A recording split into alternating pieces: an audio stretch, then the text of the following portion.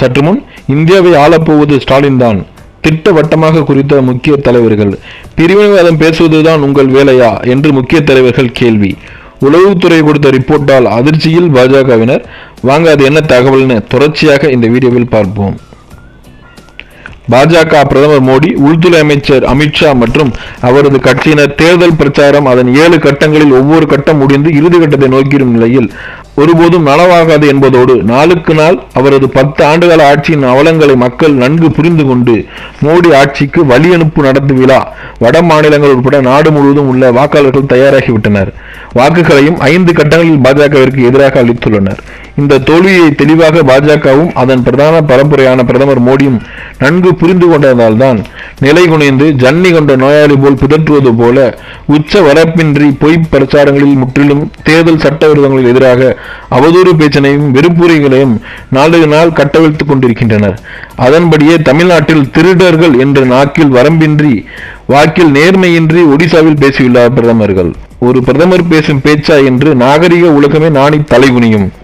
ஒடிசாவில் பூரி ஜெகநாதர் கோவில் ஒரு அறை பூட்டியே கிடைக்கிறதாம், சாவி இல்லாமல். அச்சாவி தமிழ்நாட்டிற்கு கொண்டு போகப்பட்டதாக மக்கள் பேசிக் கொண்டிருக்கிறார்கள் என்று ஒரு அபாண்டமான குற்றச்சாட்டினை தேர்தல் பிரச்சாரத்தில் கூறியுள்ளார். இத்தகைய கீழ்த்தரமான ஜமக்காலத்தில் வடிகட்டிய பொய் இது. தமிழ்நாட்டிற்கு 9 முறை வந்து பிரச்சாரம் செய்த போது தமிழ் மொழியையும் தமிழ் மொழிகள் பற்றியும் உச்சி மேல் மெச்சி பேசிய பிரதமர் மோடி இப்போது இப்படி ஒரு கேலிக்கூத்தான குற்றச்சாட்டை கூறுவது, அவரிடம் ஆக்கப்பூர்வமான திட்டங்கள் குறித்து பேச எதுவும் இல்லை. மோடிக்கு கேரண்டி சாயம் வெளுத்து விட்டது. அதனால்தான் இப்படி நாளாந்திரமும் பேச்சாளர்கள் நிலைக்கு ஒரு பிரதமர் இறங்கிவிட்டார். நமது திராவிட மாடல் ஆட்சி நாயகர் முதலமைச்சர் மு.க. ஸ்டாலின் அவர்கள் இதற்கு சரியான கண்டனத்தை சுரீர் என்று வைக்கும்படி ஒரு அறிக்கை மூலம் தெரிவித்தார். தமிழ்நாட்டின் கண்டன கணைகளை பல லட்சங்களில் அனைத்து மானமுள்ள தமிழர்களும் அனுப்பி அவருக்கு குவிய வேண்டும். அவரது சர்வ வல்லமை படைத்த உளவுத்துறை மூலம் அவர் கண்டறிந்து சாவியை மீட்கலாமே என அவர் அதனை செய்யவில்லை.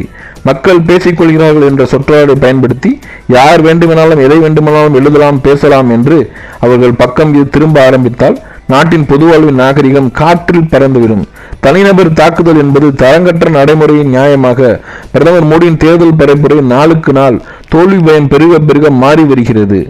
உள்துறை அமைச்சர் நாட்டின் ஒருமைப்பாட்டிற்கும் உழைவைக்கும் வகையில் ஒடிசாவில் ஒடிசாக்காரன் ஆள வேண்டும், தமிழர்கள் ஆளுவதை அனுமதிக்கலாமா என்று பேசியுள்ளார். பிஜு ஜனம் தளத்தை உடைக்க வேண்டும் என்ற வகையில் தூபத்தை போடுவதால பேசுவது, அதற்கு விரிவுரை எழுவது போல் பிரதமர் மோடி இந்த அவதூறு பேச்சு உருவாகும்.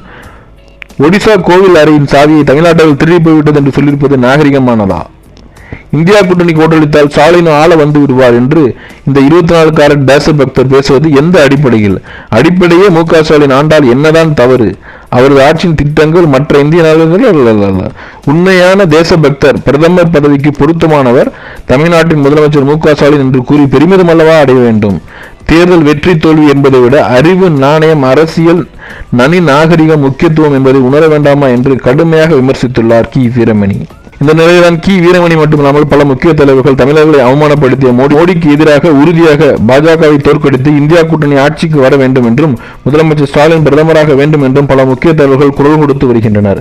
இதனால் மோடிக்கு எதிரான வாக்குகள் இந்தியா கூட்டணிக்கு திரும்புவதாக வாய்ப்புகள் உள்ளதாகவும் சொல்லப்பட்டு வருகிறது.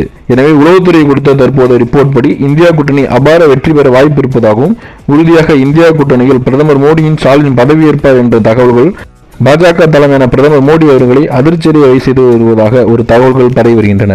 மேலும் இது போன்ற தகவல்களுக்கு சேனலை சப்ஸ்கிரைப் செய்து கொள்ளவும்.